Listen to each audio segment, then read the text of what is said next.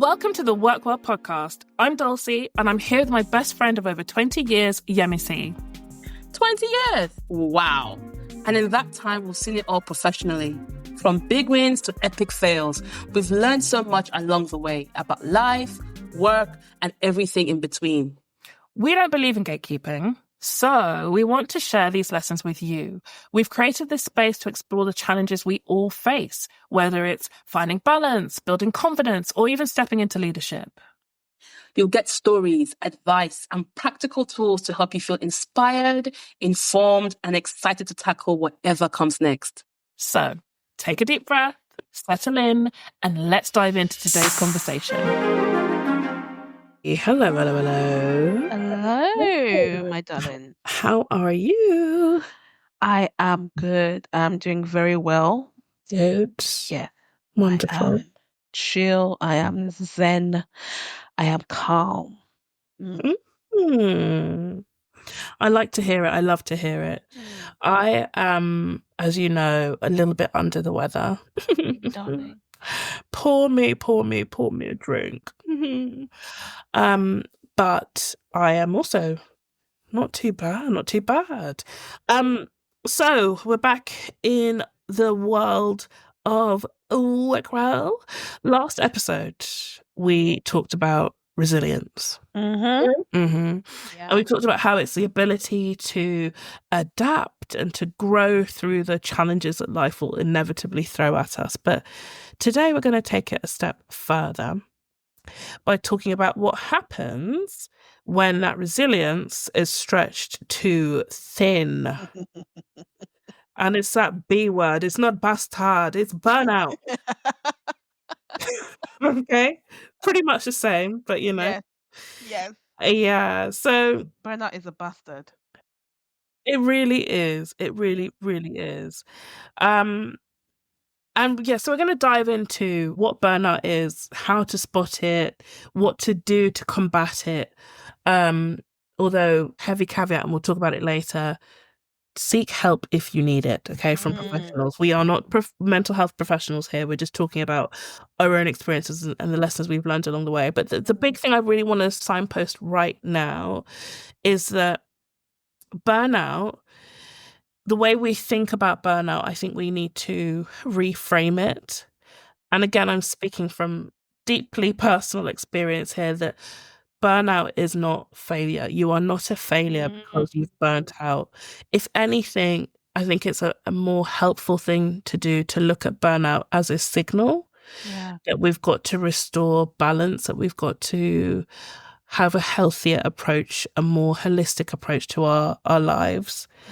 Burnout is not all inside your head. There are very real pressures, external pressures, societal pressures, cultural expectations that can trigger burnout, as well as the working environment or the environment of the lives around us, right? So if there's only one thing that I hope lands with everybody listening, is that you are not a failure if you've experienced or are experiencing burnout.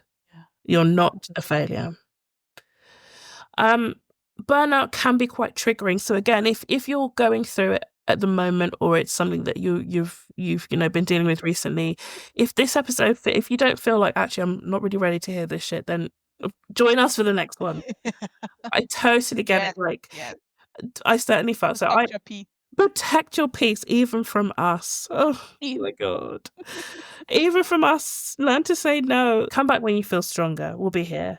But certainly for me, when I was in the thick of it, when I really hit that wall, there was only so much I could take in. And I'll be really honest and say, I think I hit burnout a few years ago, and I'm still not fully recovered because I didn't do anything. I just kept going. I kind of burnt myself to a crisp and then was like, you know what? Ashes are fine. I can be out. I was like, so yeah. Burnout really is a bastard. Burnout is a bitch. Burnout is all the bad B words you can ever think of, because it sucks and it takes a hell of a long time to recover from it. So I'll talk a bit then about the definition of burnout. So there are 3 component parts to it. One is the emotional exhaustion, that chronic fatigue, and chronic is a really big thing here, right? This is a continuous thing. That chronic fatigue and feeling depleted. So when I was younger, I would have moments of stress, but I never felt depleted. You know, I would need like a day or two, like recover from this thing. Then we go again. Like I was always like, yeah, let's go. Late nights and stuff, fine, cool, you know? Yeah. I had more gas in my tank, to be honest with you. But I also had less responsibilities. Yeah. I had a more positive outlook on life. My social life looked a bit different. Things were different. And that, I think I probably had a slightly different perspective on things. The pressure wasn't so intense as well. The stakes were not as high. Yeah. So I was able to I was more resilient then, for sure. The other component part is depersonalization. So this is when you start to have cynical and detached attitudes towards work. Mm.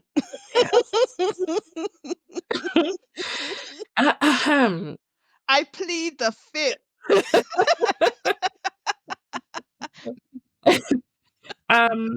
And the third part is a feeling of reduced accomplishment, personal accomplishment. So feeling ineffective or feeling unproductive. So when thinking about the symptoms, and if you head to the WorkWell website, this is workwell.com, and go to free stuff, there is a checklist for how to spot burnout in yourself and in others. But some of the symptoms include chronic fatigue, irritability, difficulty concentrating, and you might have physical symptoms like headaches or digestive issues. Sorry, guys. Honestly, I feel like I should have a sound effect of a trigger being pulled, because I'm sure I've triggered everybody. Everyone's like gripping their tummy like, she's talking to me. I am. We're all bloody burnt out. But do you know what? Yeah. You just said something. We are all bloody burnt out. We And you know are. what? I feel like collectively as a society, there's an element of we are all collectively burnt out. Like after post-COVID, it was like, because COVID slowed everything down so much. It was like post-COVID, everything was now like on super speed. And I'm noticing everyone's like trying to pretend that we haven't just gone through a global pandemic. Exactly. And I'm now noticing like the resistance now. I'm noticing like people are now that collective kind of like, you know what, can we just slow things? Can we just take a chill pill for a moment? Yeah, I'm noticing a lot more collective cynicism, honestly. Yeah, definitely. Because it's a weird thing, right? Well, let's just see hundreds of thousands of people die around the world from an illness that we've never seen before. But hey, it's okay. Let's just pretend everything's normal again and just go back to work, and let's laugh and joke. But actually underneath it, we're all really affected by what we've been through collectively as a human race. We have just been through a really horrible and traumatic experience, but there is no emphasis on aftercare. Like, how do we process what we've been through? Instead, there's this weird fake toxic positive, it's okay guys, let's get back to work and everything's okay. It's like, it's not okay. Positivity is that is another insidious way of masking, you know, when there's a real issue. Exactly. But I think that might be an episode. Let's note that down. That's its own episode. That's its own episode. Toxic bloody positivity. So I think there are myths that are quite commonly held about burnout. Two of them come to mind. One is, if you suffer burnout, you're weak. That's garbage. And it can be so tempting, especially if you're going through it, to think that you are. But it's not that. It's because you are burning out most times because there's systemic issues and prolonged stress that you've been under. You're not weak because you finally crumbled under that pressure. In fact, if anything, you're strong because you've been able to hold yourself together for so damn long. Okay, it's not a sign of weakness or failure. Again, please, please, please, if you are going through it or you know someone that is, please remind yourself or remind them that this is not weakness and this is not failure. Another thing that comes to mind around what we sometimes think about it is that it's the same as being tired. It's not the same as being tired, right? Burnout is a chronic condition. Yes. And it doesn't... Sleep will not fix burnout. Sleep won't fix it. You know, a nice meal won't fix it. A foot massage won't fix anything. A holiday will not fix it. It won't fix it. It just won't. I've tried so many times. We have tried. We've tried. Over 20 years of trying. Let me tell you. It's not helping. Burnout is a chronic condition and it will impact your mental, emotional, and physical health. It's big, right? It's the big bad burnout. So it's just important that we remember that this isn't a little thing. It's not something to be brushed off. If anyone has brushed it off for you, whether it's your colleagues, your boss, or even your doctor, because that happens too, right? You know, quite honestly, F them. I'm being genteel now. Fuck them. Because they're wrong. It is a really serious condition, and we'll talk about how to combat it later in this episode, or how to at least start to turn the tide. But it's no joke. It's awful. It feels awful, and it takes a while to recover. But you aren't alone if you're suffering from burnout. Absolutely not. For me, burnout signals that my boundaries have been breached in some way, shape, or form, and I need to reestablish them. But we'll get into like the solutions to that later. But it's a signal. It's not a sign of failure. No. It's not a sign that you're weak. It's a signal that something. It's like an alarm system. It's going off and it's saying, wait a minute, your attention is needed here. Something isn't right. Something's right. Exactly. So there are different types of burnout. We're going to talk about some of the common types of burnout now. The first one, which I think most people will be familiar with, is overload burnout. So that happens when you work harder and more frantically to achieve success. And often you do it to the detriment of your own health and your personal life. Squeaky bum time. I don't know what you're talking about. Just tell me you hate me, for God's sake. But yeah, this is the one that I think most of us are familiar with. It's the most common type of burnout, but it's not the only one. Yeah. There's also under-challenged burnout. So, this is interesting, right? So this one is the result of doing too little. It normally happens when you're bored and you're not stimulated by your job, so your motivation is absolutely in the gutter. It's almost the opposite of overload, but that can also cause you to burn out. Right. Yeah. The third one is quite similar to that. This one's called misalignment. Yeah. Okay. So this one is characterized as when there's a discrepancy between the values of the company that you work for and your personal values and life principles. So it's not just a case of, I'm not doing enough. It's actually, I'm just not doing, this isn't right. You know, this does not inspire me. I'm not the right fit. I'm zigging where they're zagging. This is not it. And you know, sometimes that resistance, we want to fight back. We want to try to fit, or we want to try and fit a square peg into a round hole, and it just causes another type of burnout. Yeah. And the last one is the worn out type. It's also called worn out burnout.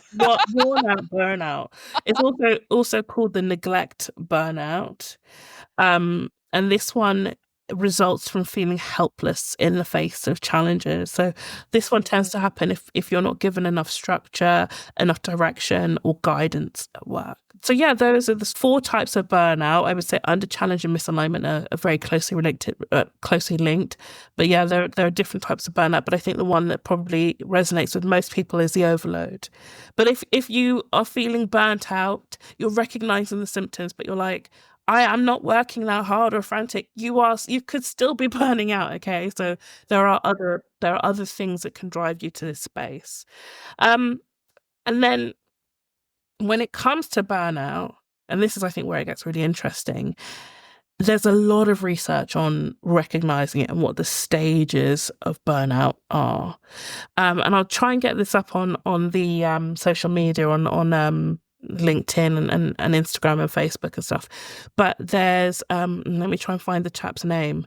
There's the Freudenberger and North 12th stage model of burnout. Apologies if I've said his name wrong. It was first described, Herbert Freudenberger. I love that name. It's a great name. Yeah. He started doing work on this as far back as 1974. Wow. Yeah. So if any, like, I feel like we've been talking about burnout. It's been part of the common conversation more recently, but this is a very old thing.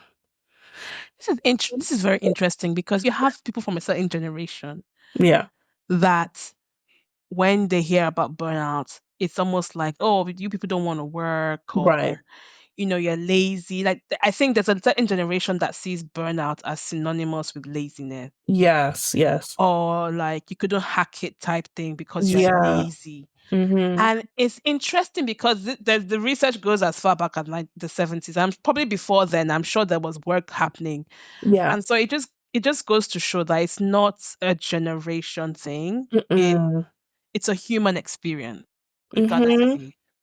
It absolutely is. And so, as far back as the 70s, they were trying to understand it. And when they started looking at burnout, they were looking specifically at healthcare workers. Yeah, which makes a lot of sense. Really makes a lot of sense. And then after developing these models, they started to apply it to other industries and fields of work and all the rest of it. So Herbert Freudenberger, along with his collaborator Gail North, developed the 12 stages. And there's plenty of research on this online, but I'm going to just talk through those 12 stages, and I'm sure it will resonate. Certainly the first time I walked through this, I was like, oh God, this is me, this is my story. So again, trigger warning, if any of this feels a bit too close to home, feel free to stop listening. I'm hanging onto my desk. Okay. I'm sitting down. Okay, so the first stage is compulsive ambition. The real, I have to prove myself. So this is this desire to perform well at work. Obviously, high achievers will often display this, but honestly, if anybody who feels a sort of excessive drive to perform well will be vulnerable to this kind of sense of compulsive ambition. So the second stage is the working harder stage, the I must do more. So this manifests, you might see someone working extra or unpaid, taking on more tasks that they can deliver on, answering emails on the weekend, not taking enough holiday. It's when you're really pushing yourself to do more and increase your output and just be as available as possible. So the third is neglecting needs. This is because I'm doing all this stuff, I don't have time for that. So in order to meet, and this one is important, in order to meet these self-imposed demands, oh boy, you may start to neglect other needs like eating, or at least nutrition, sleeping, bathing, you stinky thing, exercising, spending time with family or friends. Is it me or is it hot in here? Like, it's getting hot. It's getting hot. My bum is squeaking. It's getting really hot. Like, my pits are like, yeah. So those personal needs might come second or even third after work. Okay. And that's just stages 1 through 3. There are 12. Okay. 4 is avoiding conflict. So here it's, hey, nothing's wrong. Nothing's wrong. Oh my God. So this is when you start to avoid admitting that there's a problem. You acknowledge that, I'm overwhelmed, but you don't want to say as strongly as I'm burnt out. So instead of looking internally to see, well, what can I be doing differently? What changes can I make? Instead, you become more anxious and you start to feel threatened and uncomfortable. Yeah. Okay. And then you start to second guess everyone's intentions as well. Enemies everywhere. Stage 5 is revising values, where you're starting to, well, no, this is more important. So now you start to change your personal values to better meet the work obligations or ambitions that you have. Oh my God. So your work and the success attached to doing it becomes your only focus on what's important to you. So you start, even if that wasn't what, your core values were, you're like, no, actually, that is my core value. So what I'm doing has a purpose because it's aligned with my values. You lie. No, it's not. It's not. You're lying to yourself, honey. But it's okay. We've done it. Most of us have done this. The next stage, and we are only getting to the halfway point now, is denying problems. It's not me, it's other people. So this is when you start to become frustrated, intolerant, sometimes even aggressive to other people in your workplace, and you have absolutely no patience for their failures. Yeah. Time is rare, time is precious, and it's all just the blame game. You're playing the blame game here. Right. We then move to withdrawal. I need time alone. This is when you really pull away from friends and family. You're just focused on work and isolating yourself from other people. And it can be a really dangerous stage because for some people, this is where substance abuse creeps in. So dependence on things like alcohol and drugs or overeating start to become a bit more prevalent. Not for everybody, but this is typically where that can start to creep in for some people. The next stage is that you are concerning you're concerning other people. Like other people are now concerned about you, but you're just like, hey, no, I'm fine. Don't worry about it. I'm okay. I'm fine. At this point, friends and family might start to notice, and even some, colleagues might start to notice that you're changing. Your personality has really shifted. Maybe you are starting to fail some of those personal responsibilities that you have. You're falling short on that front, and people are really like, hey, what is going on with you? But you're just like, oh, it's okay. I'm fine. Don't worry about it. Oh, you start, and then if you couple it with the blaming as well, it's like, you guys demand too much of me type. Don't you understand what I'm doing? Yeah. I'm trying to this is my career. Then we have depersonalization. We're just like, what, I just need to make it through today.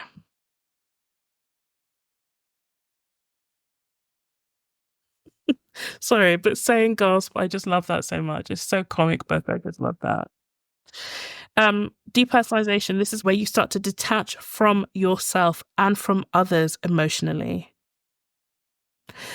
You stop seeing yourself or your relationships as valuable, and you're just trying to get through every day on autopilot. Every day is just a day. It's just a thing to get through. All right. The next is a sense of emptiness. And here you might be saying, I don't feel much anymore. So this is when you start to feel increasingly empty inside, where all that motivation, ambition, and drive has disappeared seemingly. And again, this is another point at which you become more vulnerable to addictive behaviors. Like I said, could be drugs, could be alcohol, could be food. It could also be other things like running, or, it might not always be what you perceive as negative, but you might see some addictive behaviors coming about in order to cope with the stress or to feel something. Yeah. Right? We're now at stage 11, where we're just getting to 11 now, the penultimate stage of burnout, which is depression, where you would be saying that, nothing really matters. I would say the term here isn't used to signify clinical depression, right? So it's more of the colloquial term, but this is where you might feel, I say that and also say that actually you may have clinical depression by this point, right? So they're not mutually exclusive. But at this stage, you are feeling completely exhausted emotionally, mentally, and physically. You have no passion or enthusiasm for life at all, right? It's a terrible place to be. But again, it's something that so many of us have had to deal with. And then we get to the final stage of burnout, where it is just, I can't can't go on like this. Yeah. And this is the point at which you are at risk of a complete physical and mental breakdown. This is where medical attention is required. This is where a lot of people feel that they need to take an extended leave from work in order to begin recovery. And I can, at this point, I don't mind saying I went through all of this. All of it. And had to take the time out. And that maybe was almost 5 years ago. And I can't honestly say I'm all the way back to where I used to be. And, I don't think the job is to get back to where you used to be. You move forward, you evolve into a new person.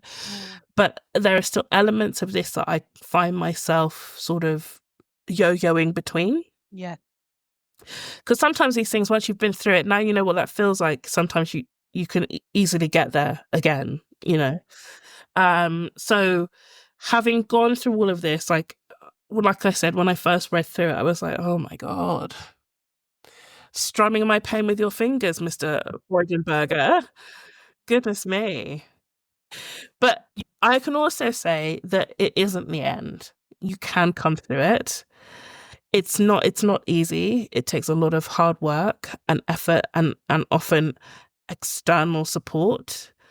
But it's not the be all and end all. So again, as we've been talking through that, I'm hoping that if you have found any of it familiar, you can also recognize that it's not in your head, right? Things are happening and maybe the way you're responding isn't the healthiest way, right? However, this is so normal. They've been researching this as early as the 70s, which means it's been happening for a hell of a lot longer than that. Exactly. There's nothing new under the sun. There really isn't. There really isn't. And we can get through it. It's not the end. The final thing is burnout, not death. Okay. Exactly. I'm glad you said that because it's reading like an obituary. Right. And it's funny. It's funny because like you mentioned something interesting about, yo-yoing between the different stages, right?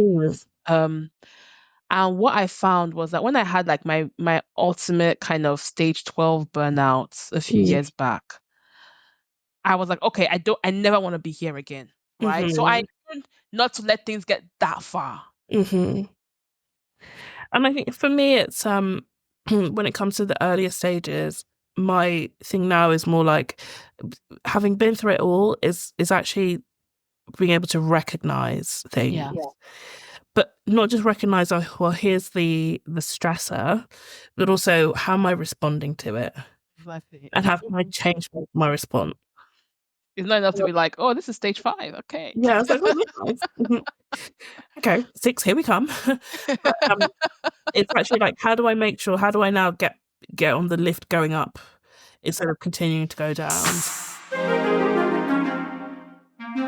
So we'll talk a bit now about breaking the cycle of burnout. And again, I want to just heavily caveat that we are not mental health specialists, and what we're talking about here is not the silver bullet solution to burnout. Burnout is far too complex and far too personal for us to have the solution for you. Often it will require professional support. So what we're going to be talking about are maybe more practical steps and insights that have helped us or continue to help us. But we would just encourage you to use whatever resonates, but seek help from professionals if you need it, okay? There is no shame in asking for help. It's not something that you have to navigate on your own. But yeah, that said, let's just talk about how to break the burnout cycle one step at a time.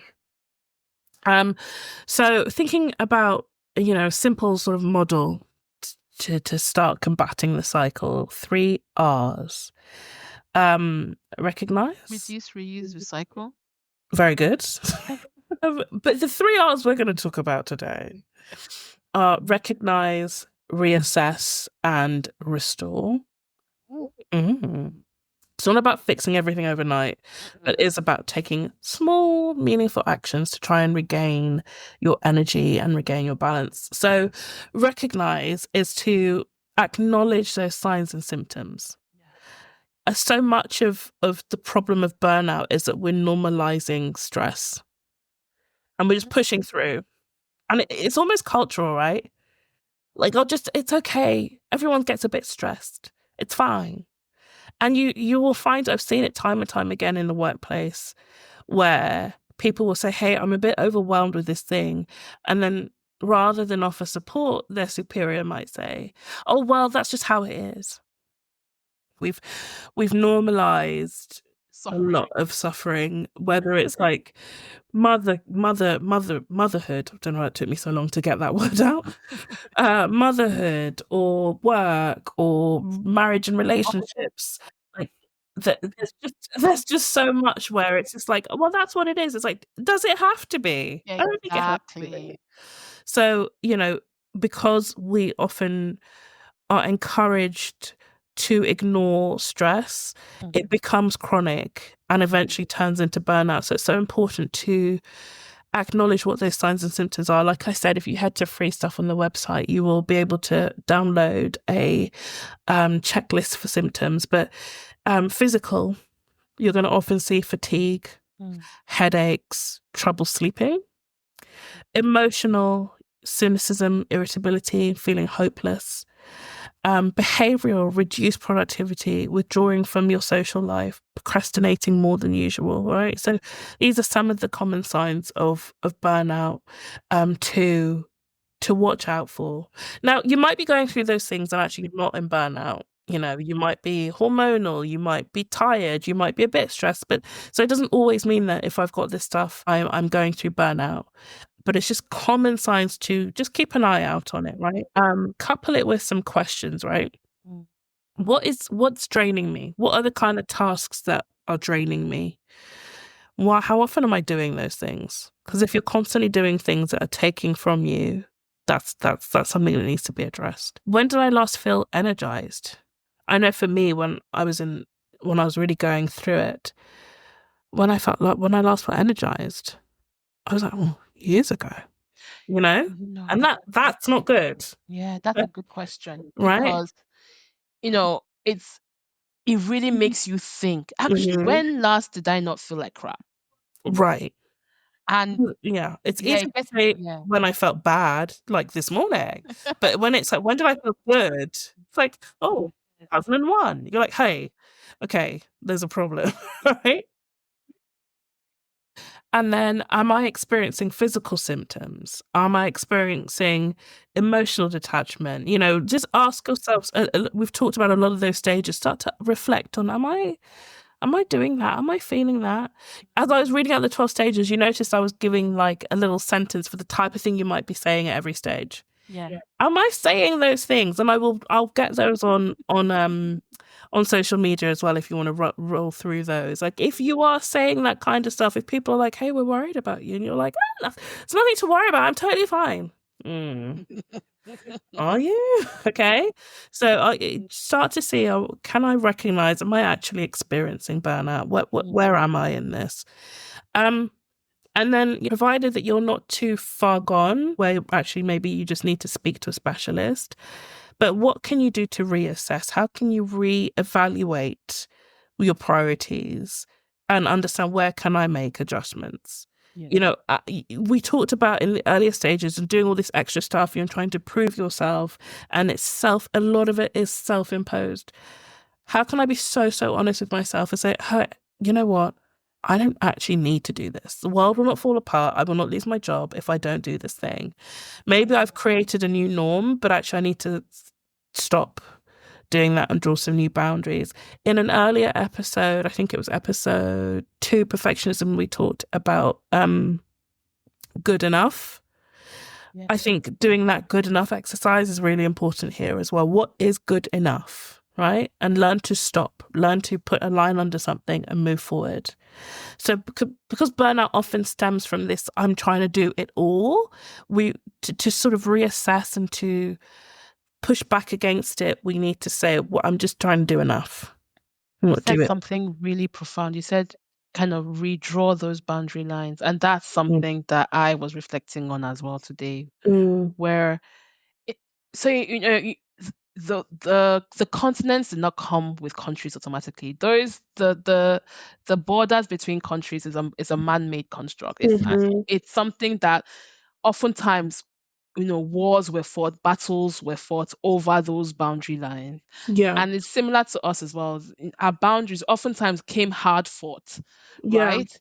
Yeah. And what's different about our boundaries internally versus, a physical country's border is that it changes quite often, more often than you would think. Different seasons of your life may bring different reasons why you need to reevaluate and reset those boundaries.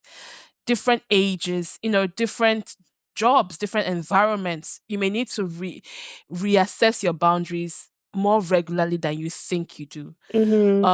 And one thing that I have found for me is that, remember I talked about those borders for those countries usually came as a result of war and conflict. Boundaries very often involve some level of conflict and discomfort. And maybe that's why sometimes we are reluctant to like fight that battle to reestablish our boundaries, because there's a cost to us in the short term. And especially if you're avoiding conflict or you're avoiding confrontation, that's going to make you even more reluctant to actually try and do the work that you need to do to reestablish those boundary lines. That's what I found in my life. I completely agree. So we feel you. We're there with you. We are with you. We are with you. And if you need to, so I think with this whole boundaries, you really have to go back to the piece around your personal values, your personal goals. Yes. What really matters to you, not what your boss wants, not what your partner expects of you, not what your parents always thought you would be. What matters to you? And I feel this has come up a few times, so I think I will put something together that's like a know yourself workbook, or maybe I'll do like we'll do a Zoom call or something like that. I'll do something soon, because I think a lot of us need that reset and the reconnection with ourselves. I agree 100%. That is the, sorry, carry on. No, because there can be so much crap that's put on us and that we put on ourselves, covering ourselves with all this other stuff. But actually, that's not what you want. It's not who you are at your core. And that's why it all feels so crap. When I've been busy with the things I care about deeply, it's felt wonderful. Yeah. It doesn't matter how busy I get or how challenging it is. I have always felt I'm up to the task. Yeah. I will and can do this. And when I've done it, I feel satisfied. I feel replenished. When I am busy with things I don't give a shit about, that's when I feel depleted and feel worn out and upset and misaligned and all those things, right? And we don't all have the luxury of doing the stuff we love to do. Sometimes you just need to pay a goddamn bill and get the job done. Of bills. Bills, as Destiny's Child once said.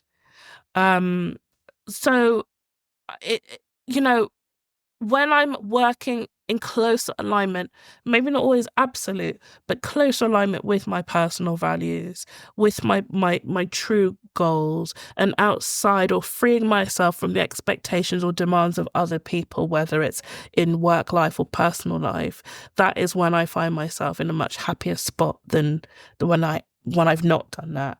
When I've been in jobs that have on paper looked impressive and it worked in large companies and, seemingly, she's doing really well, and I've been absolutely bloody miserable. Because actually I was so out of alignment with what mattered to me.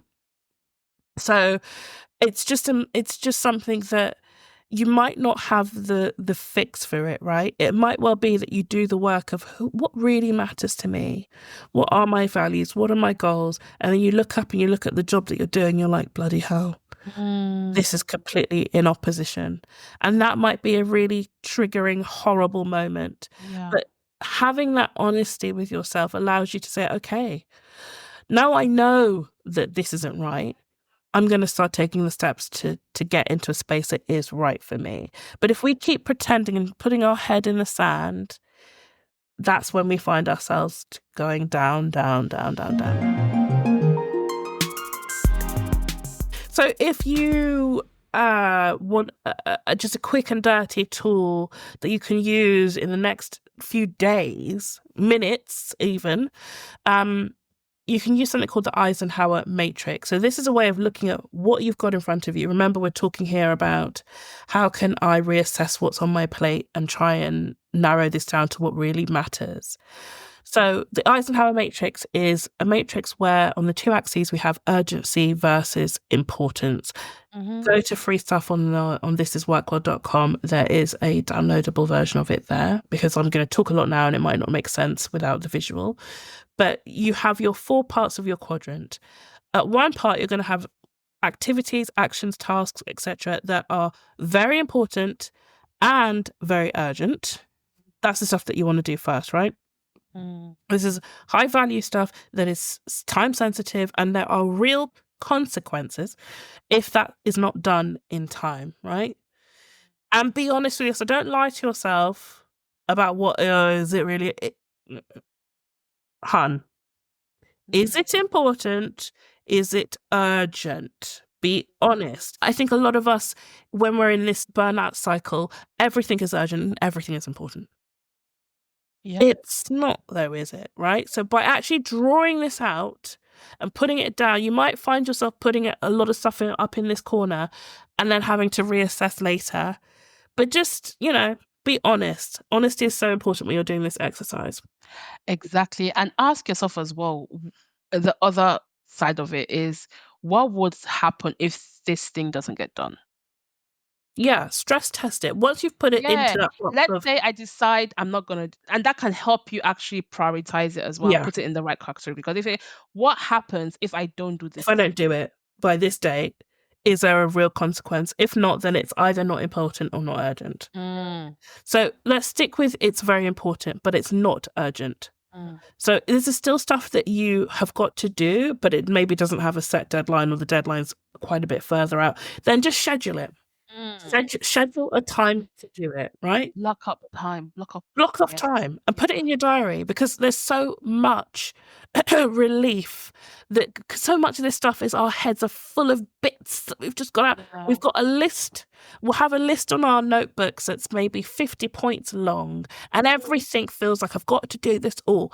Actually, when you say, okay, these are the things that are important, but they're not urgent, so I'm going to just schedule it. I'm going to put it in my diary, and I'm not going to worry about it until I need to.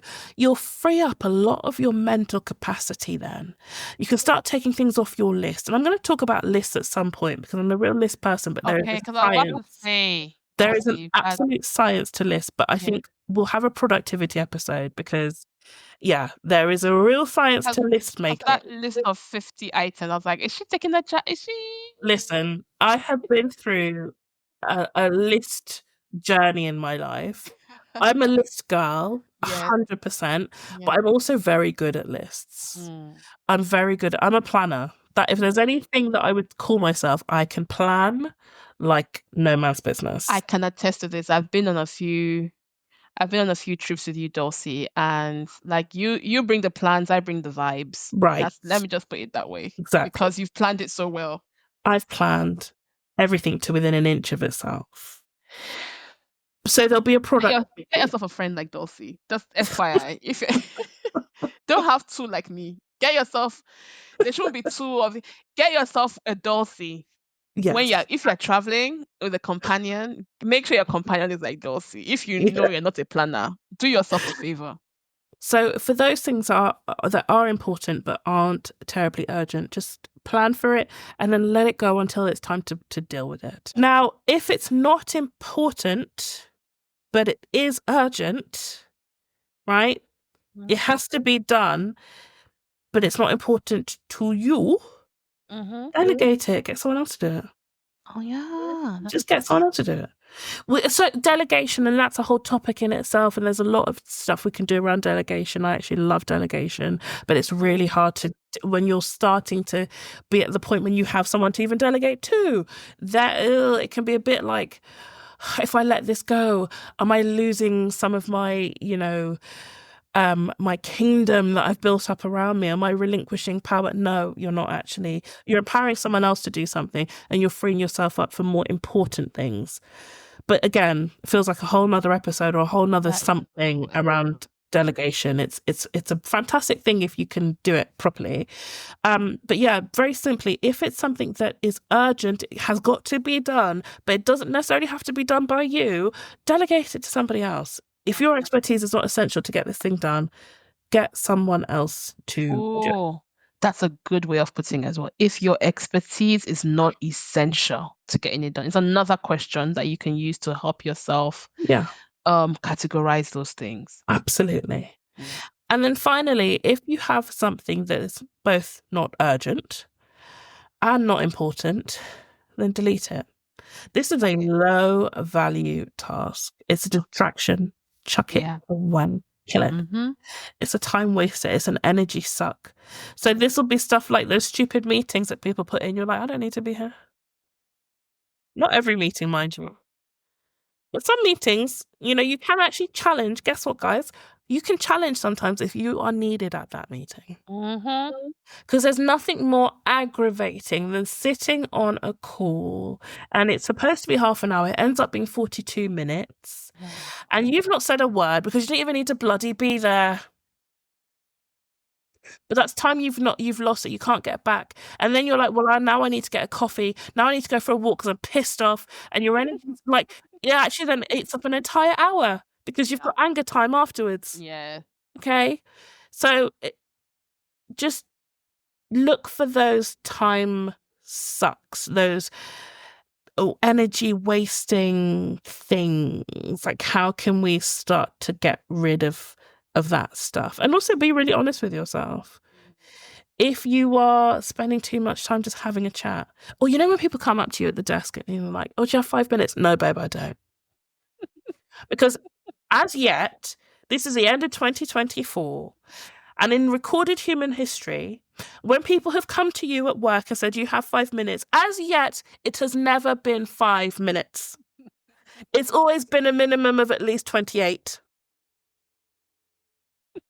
So sometimes, my love, I don't have 5 minutes. I'm laughing because I'm the person that says, do you have 5 minutes? I know.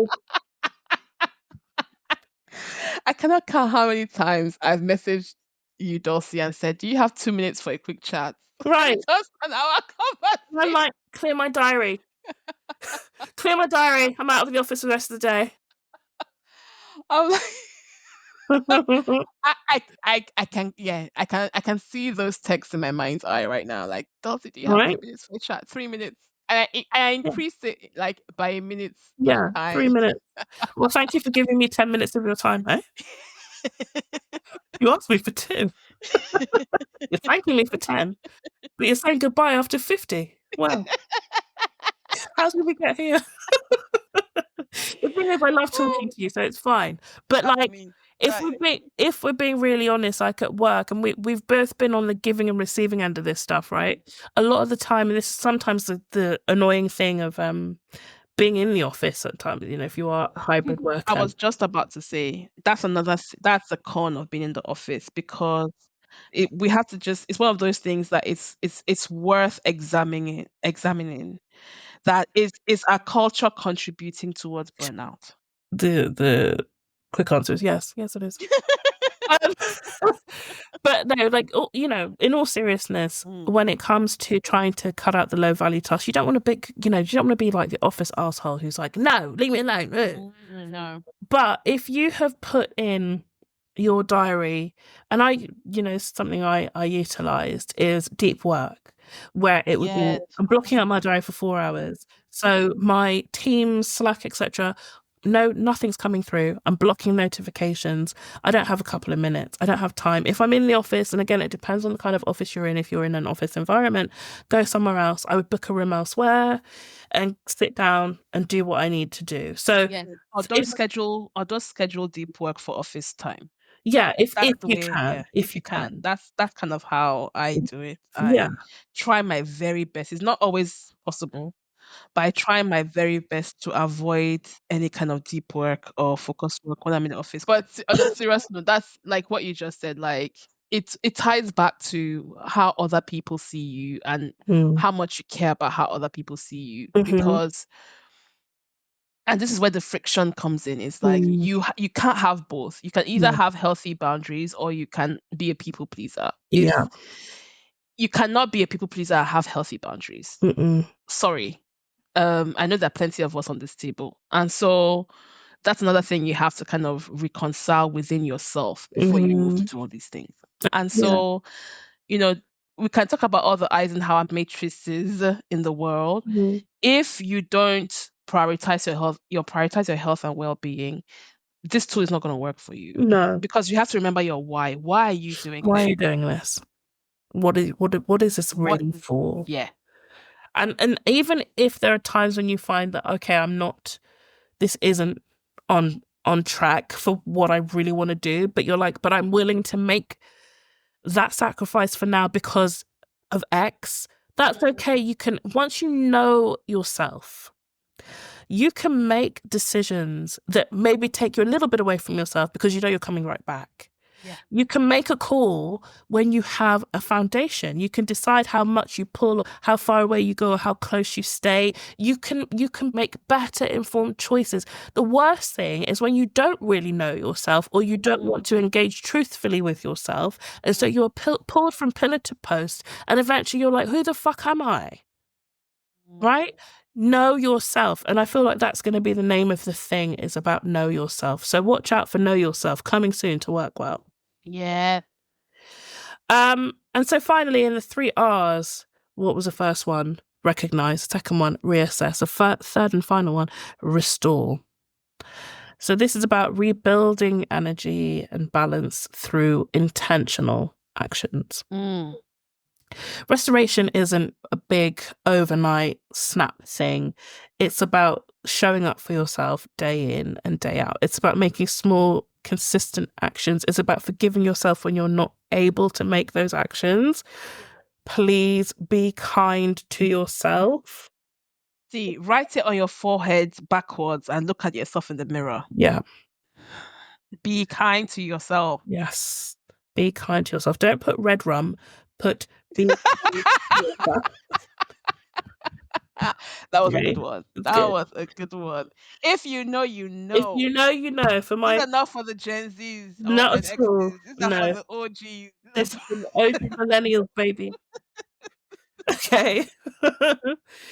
So yeah, it's about being kind to yourself. So you really have to care for yourself because you are the only you have, right? Yeah. You only have this one life, this one body, this one beautiful mind. Treat it like that. Treat it with the love. Treat it with the tenderness that you deserve. I don't care if no one else is giving it to you.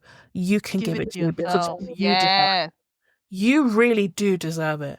My God, if anyone deserves it, you, dear listener, deserve all the kindness in the world. Yes. So let's start by giving it to ourselves, okay? Yeah.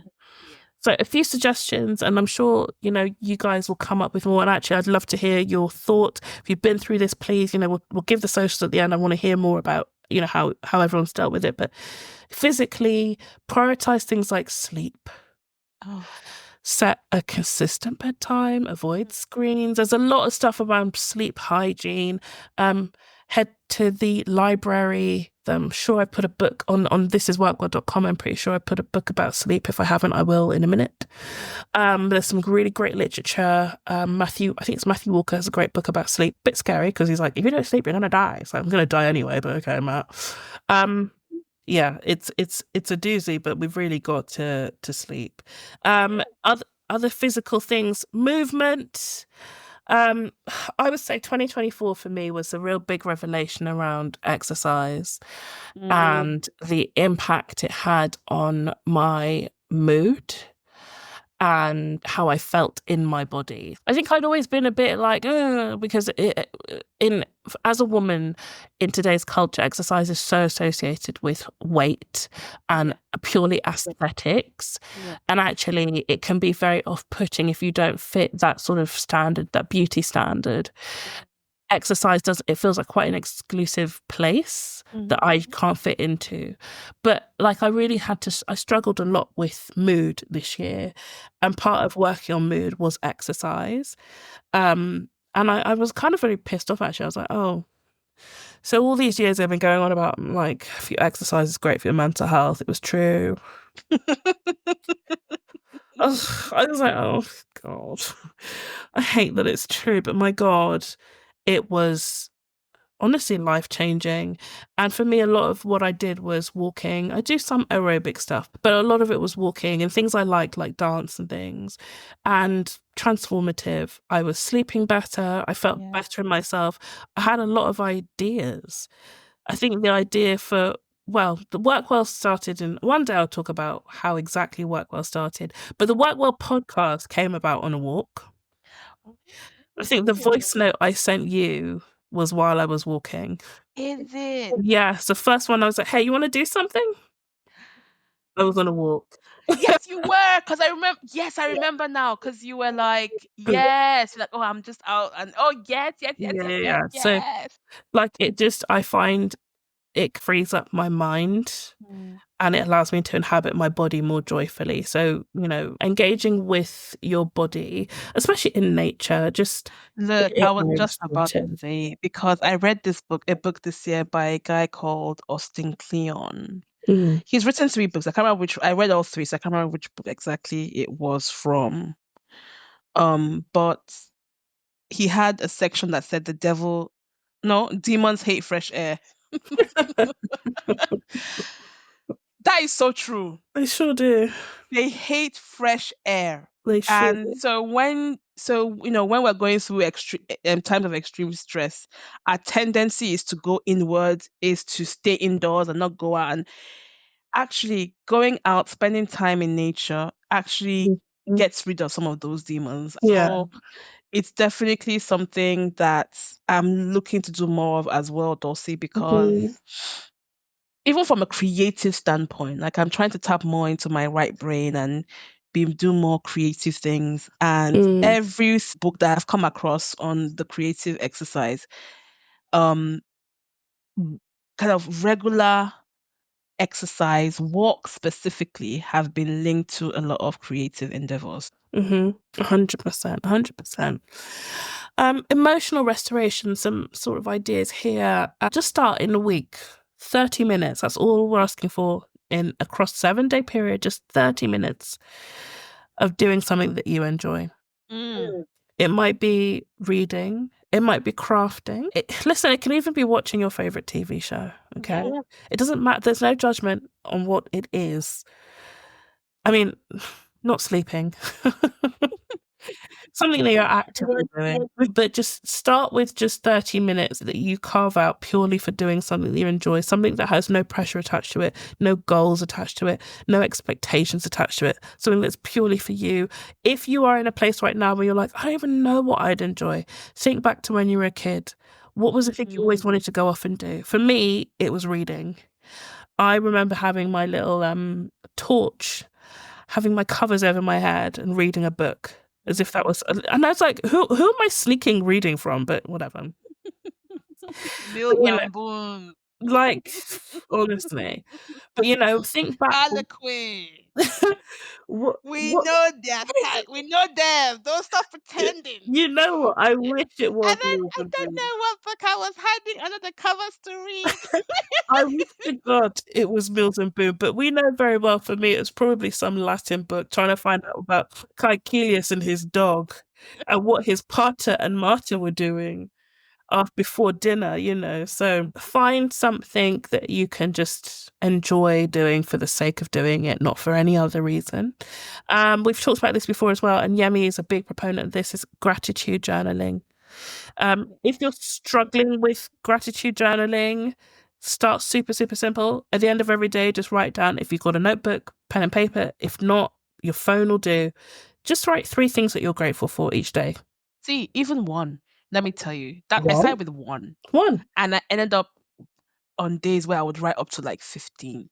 Yeah. That's, James James Clear, Atomic Habits. Yeah. Start with one. Start with what is the smallest unit you can start with? One thing you're grateful for each day. Yeah. And at the end of a month, you'll have between 28 and 31 things that you're grateful for. Yeah.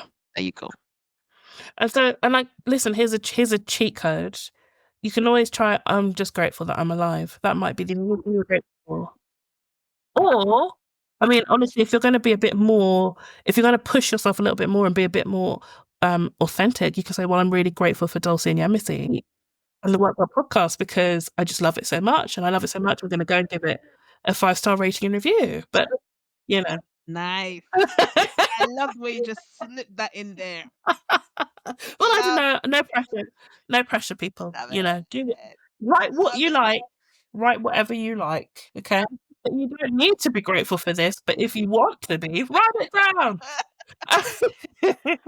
No, but honestly, start like Yemi said, one thing a day that you are genuinely grateful for, and soon you'll find that mindset, that spirit of gratitude starts to grow in you. And it helps just change the way you see everything. It helps change the way in which you engage with life and the people around you. So take our word for it. Just start with one thing a day. And then finally, for restoration, reach out. Asking for help is a sign of strength, not weakness. So reach out to a trusted friend or a mentor or your doctor or a therapist. Just really quickly, I want to talk about spotting burnout in others. So you may be listening to this and actually you luckily haven't gone through this yourself, but there might be others around you who are going through it, not because of you, of course. Well, maybe, who knows? But there might be others who are going through it around you. So just we've talked about this already in terms of the things to spot. But if you look at people's behaviors, are they more irritable? Are you noticing that they're having more mood swings? Is their productivity declining? Are they withdrawing socially? Are they frequently ill? So when people suddenly start taking a lot more time off, that sometimes can be a bit of a signal. Or, you know, are they clearly more exhausted and fatigued than usual? And the key thing here on how to help is lead with compassion. Start with a compassionate conversation. Say, you know, I've noticed that you seem stressed. How can I help? Yeah. Validate how they feel. Do not come in with judgment statements. Don't brush it off. Okay. So, and listen, if you're going to approach them about it, be ready to help.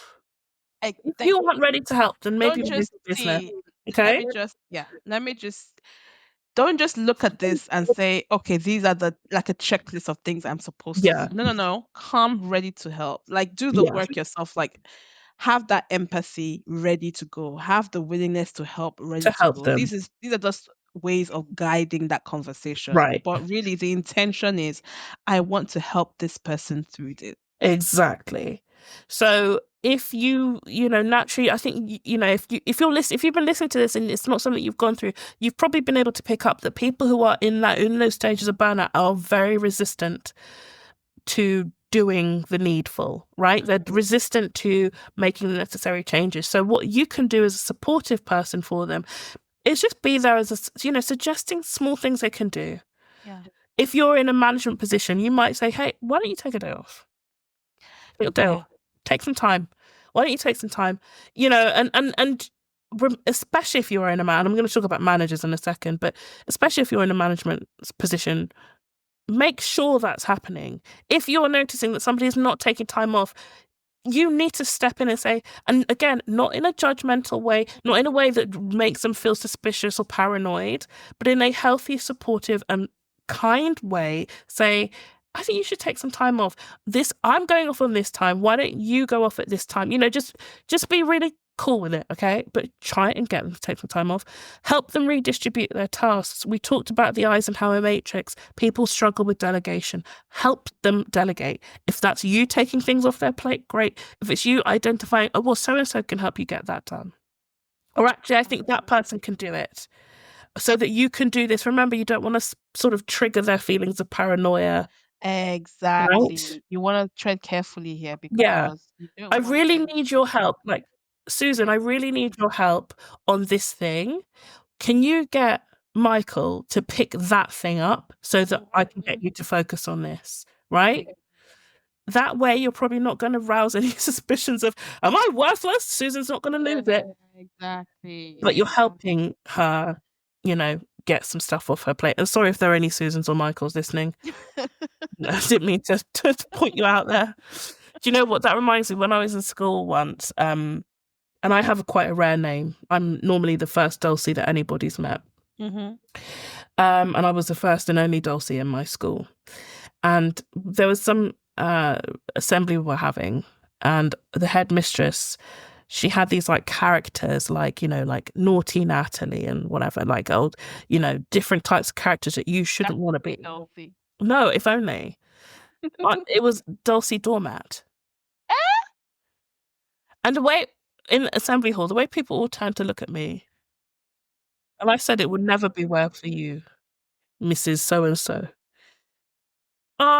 It's terrible. Actually terrible. Some of the things teachers did to me in that school, God. Oh, Dulcie Doormat, from that day on, that was my villain origin story. You know what? I will never be seen as a doormat again so long as I live. If you are specifically a leader or a manager, it's so important that you are able to, or at least you're making the efforts to prevent burnout in your team.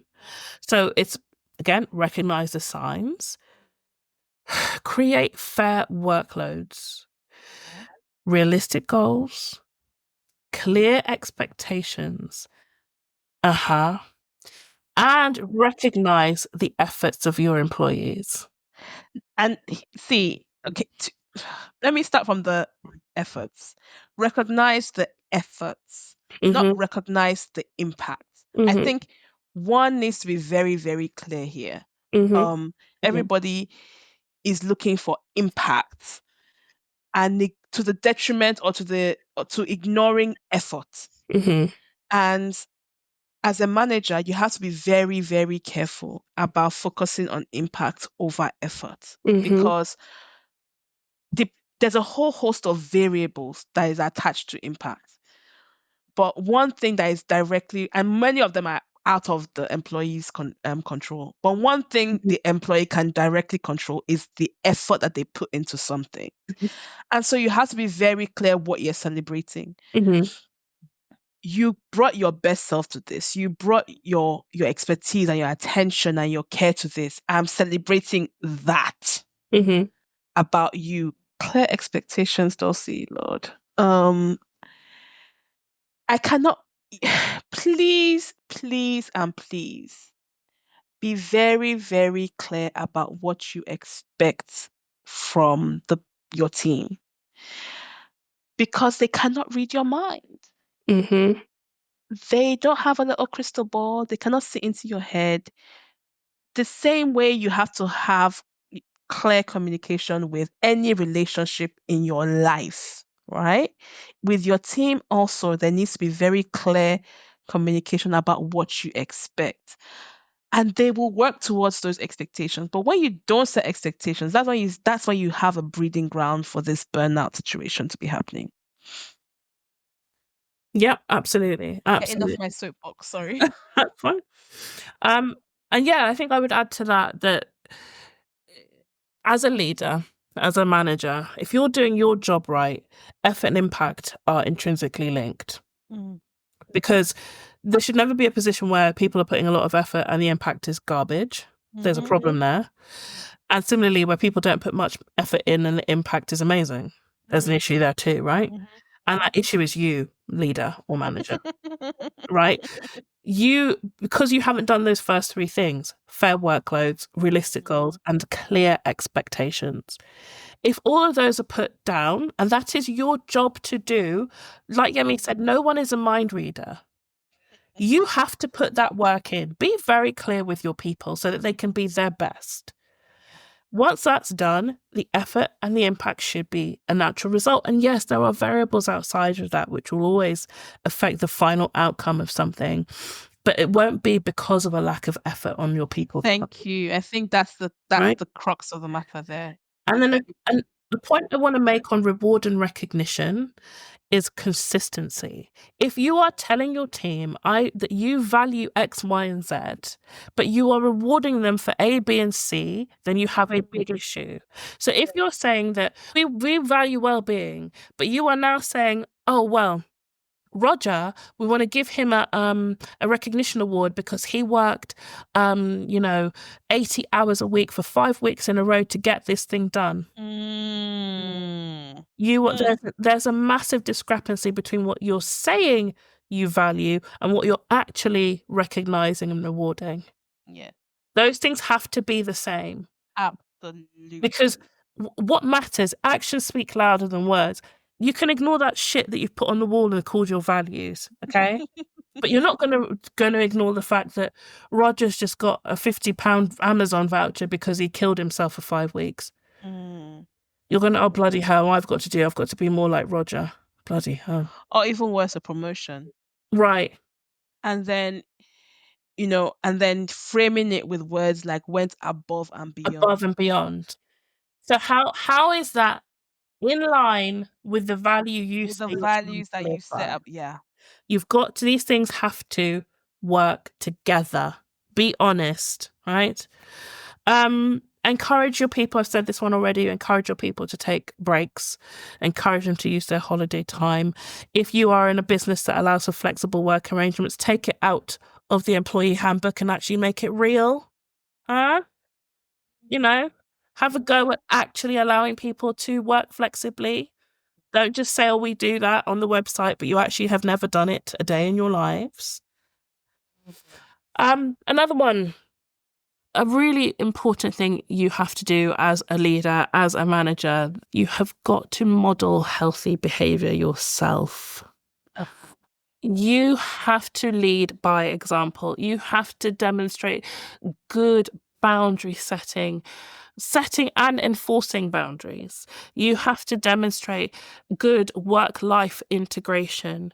You have to do it because beyond the values on the wall, beyond the all company meetings, beyond the quarterly email from the CEO, beyond all that nonsense, your people are looking at you. Yeah. And this isn't about you copying what your boss is doing. It's about you creating your microculture in your team because you have the bandwidth, you have the autonomy to do that as a leader or as a manager, and creating what good looks like, at least if it's not in throughout the company, but at least it's for your team at the very minimum. And these things tend to spread, right? Model the correct behaviors, the healthy behaviors for your team. And then finally, create a supportive culture by fostering open communication, by normalizing discussions around well-being and mental health. This is what creates a psychologically safe and supportive culture.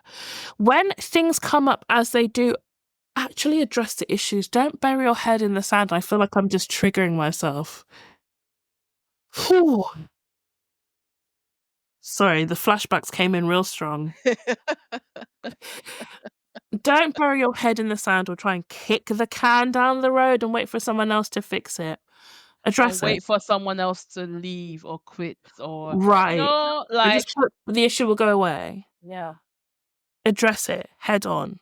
Pull yourself together and address it head on. Address systemic issues like excessive workloads, unnecessary overtime, unclear roles and responsibilities. I can't tell you how many times I've seen issues because people simply don't know what am I doing. They're not clear as to what they're doing at this point in their career. What's next? What am I expected to do in my job? This is a tough one, right, burnout, because it is so complex, it is so personal. But I do hope that this has been somewhat helpful to anyone listening who is going through it, or if you are around somebody who's experiencing this, I hope that there have been at least some pointers for how to start breaking that cycle, and how to start recognizing the problem. Because the first step is recognition, right? The first step is actually understanding, hey, this something isn't right. Yeah. And as we've said before, we are not mental health specialists. We're just a couple of people who've been burnt the hell out. And talking to you, covered in ashes, but Time. but we are here. We are still here, and we are really testament to the fact that it's not the end. You can come through it. You can build back even stronger. There's a lot that you learn through burnout. Again, there is a lot of stuff you'll learn about yourself. The burnout experience will often teach you what you don't want, where your real boundary lines are, and allow you to build back stronger and better. So again, it's a signal. It's an opportunity to reset. Frame it like that. Don't frame it as failure. Frame it as an opportunity to start back again with some new boundaries, right? Yeah. Why you Irish just then? Right? Right. Start back again with some new boundaries, right? That was really good. That was fantastic. So yeah, if you want to go deeper into it, there's a good book about burnout. Well, I talked about Herbert Freudenberger. Look up his work, him and Gail North. Look up their work on burnout. There's lots of stuff on the internet, and there's a book I can recommend by Emily and Amelia Nagoski called Burnout. Again, if you go to the library on the WorkWell website, you can find it there if you want to dive a bit more into what it is, how it works, and how to fight back against it. Otherwise, unless there's anything else you want to say, Yemi, we might be ready to wrap up. I think we're ready. Okay. So, like I said before, burnout is not about failing. It's actually about finding balance. If you can recognize those signs and start taking small and intentional steps, you can start to break free from that cycle and you can reclaim your lost energy. That's right, Dulcie. This week, we want you to take just one action to prioritize your well-being. Whether it's saying no to an extra task, asking for help, or scheduling time for yourself. Remember that small steps really do add up. They really, really do. Okay, well, thank you for joining us on the WorkWell podcast this week. If you found this episode helpful, we would love for you to subscribe to the show so that you never miss another episode. And while you're there, I may have asked for this already, but if you wouldn't mind leaving us a 5-star rating or review, that would mean so much. And it also helps other people discover the show. Okay. You can also connect with us on social media. We're at This Is WorkWell on Instagram, LinkedIn, and Facebook. And we'd love to hear how you're breaking the burnout cycle in your own life. We really, really would. And if you've got any tips and tricks that you can share with others, remember, this is a community. Although it's just 2 of us on a microphone, but we really want to hear from you as well. Please talk to us. Next time, we are going to dive into technology boundaries. Yes, I'm going to be putting on my dusty old lab coat because we're going to be getting scientific. Yes, I'm going to be talking all about different hormones and social medias. I'm really excited. I'm actually really excited about this episode. But we're also going to talk about how to protect your energy and focus by taking control of your digital world. If you have ever felt like your phone is running your life, this is the episode for you. Until then, take care and keep working well. Bye. Bye.